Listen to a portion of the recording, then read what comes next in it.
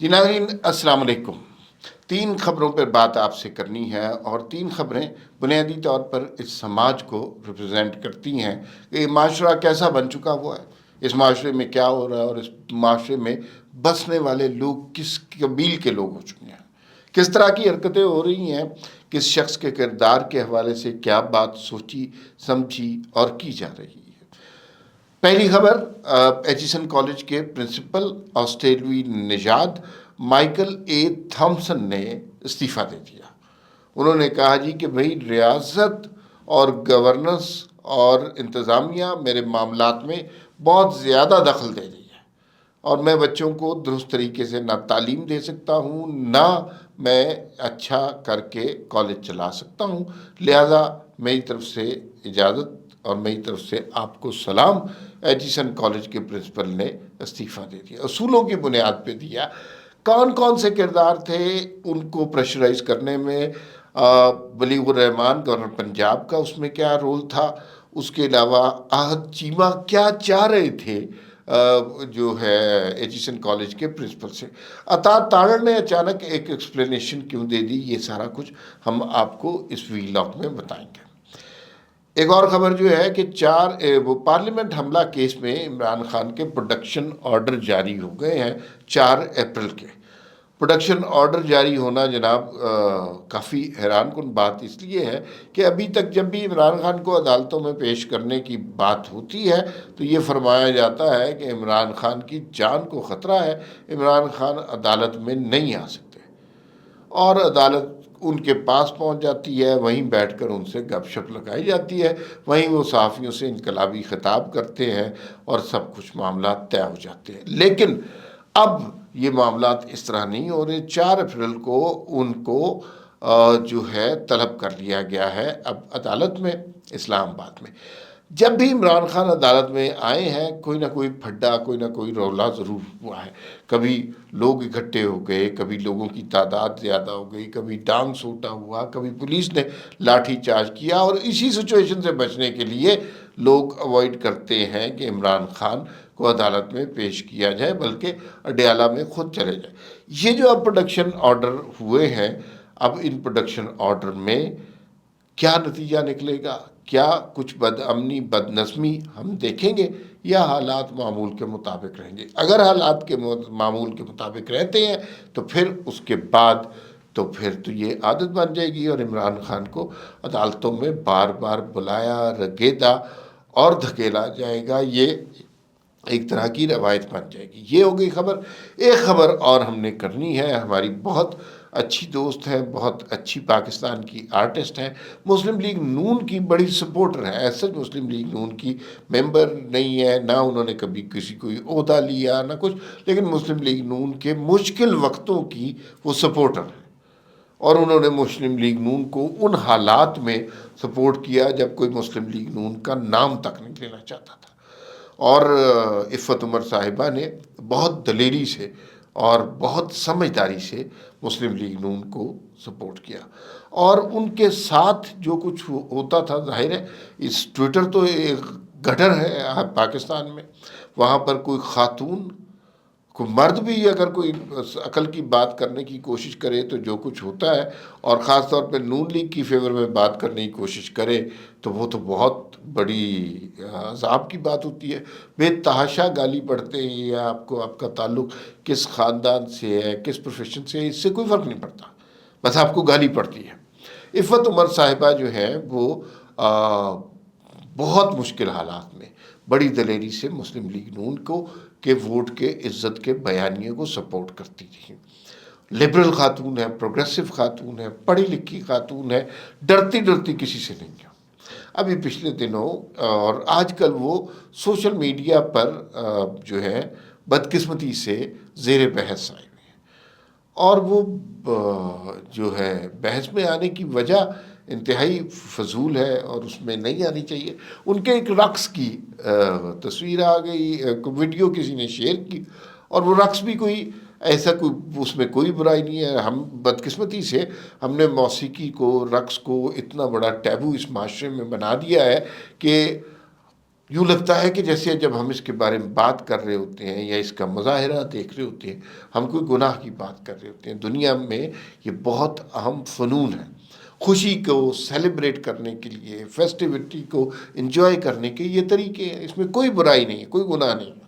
تو عفت عمر صاحبہ کسی تقریب میں رقص کر رہی تھی، اور کوئی ایسا غیر شائستہ بات اس میں نہیں تھی، کوئی ناشائستہ مووز نہیں تھی، اور یہ ہو بھی تو کسی کو کیا یار، وہ یہ کسی شخص کا ذاتی معاملہ ہے، خیر اس میں نہیں تھی۔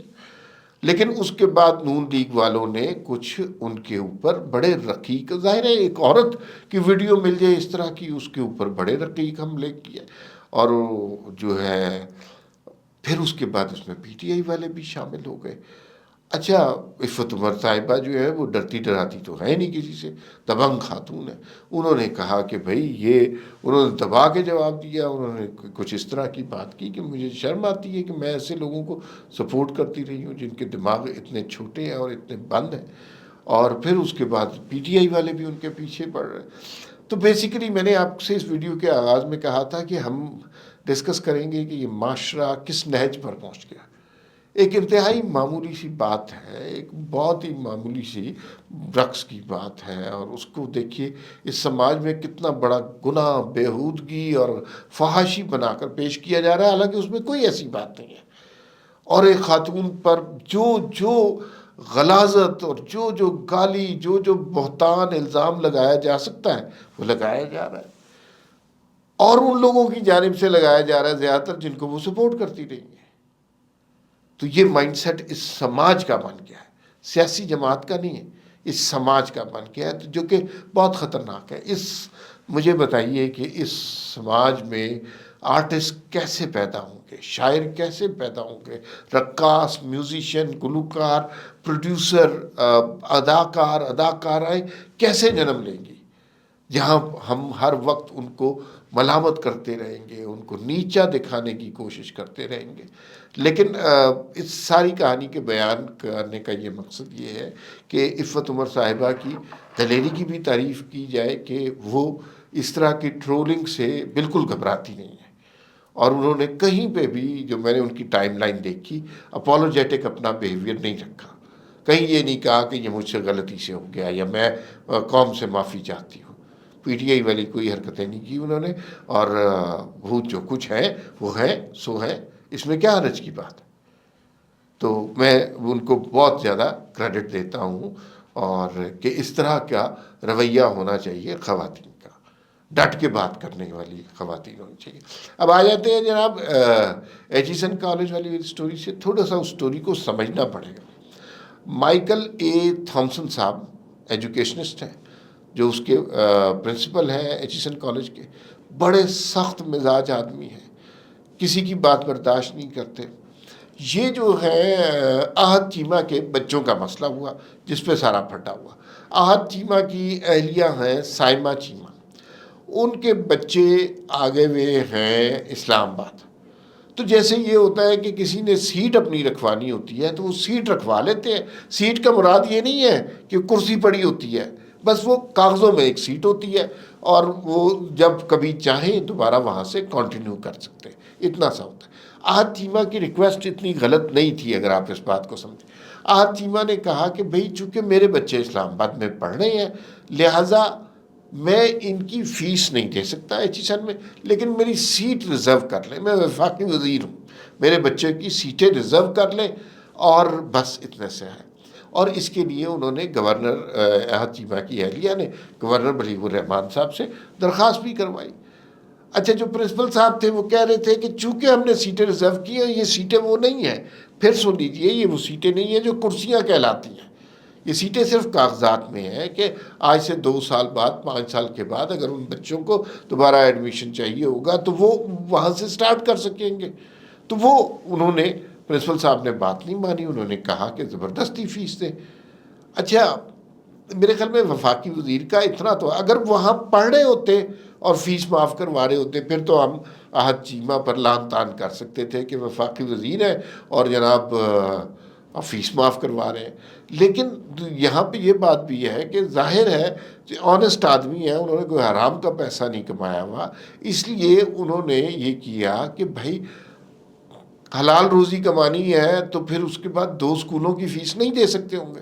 تو انہوں نے کہا یہ عطا تارڑ نے بھی اس معاملے پہ اچانک بیان دے دیا اور اپنی وضاحت پیش کی کہ بچے جب اسلام آباد میں ہیں تو فیسیں کیوں لاہور میں دی. لیکن یہ بین الاقوامی طور پر پاکستان کے لیے ایک ہزیمت اور تضحیک کا ذریعہ. یہ جو مائیکل اے تھامسن ہے، یہ ظاہر ہے بڑے ایجوکیشنسٹ ہیں، ان کا دنیا میں نام ہے، اور پاکستان سے یہ خبر جائے گی کہ ریاست اور حکومت کی طرف سے پریشر ڈالا گیا اور ایک آدمی ڈٹ کے کھڑا رہا اور اس نے ریاست کے سامنے جو ہے غیر ملکی نے دباؤں کے سامنے جھکا نہیں اور اس نے استعفیٰ نہیں دیا، اور اس نے استعفیٰ دے دیا اور لیکن کسی کا جبر قبول نہیں کیا، تو یہ سٹوری اور طرح کی بنتی ہے.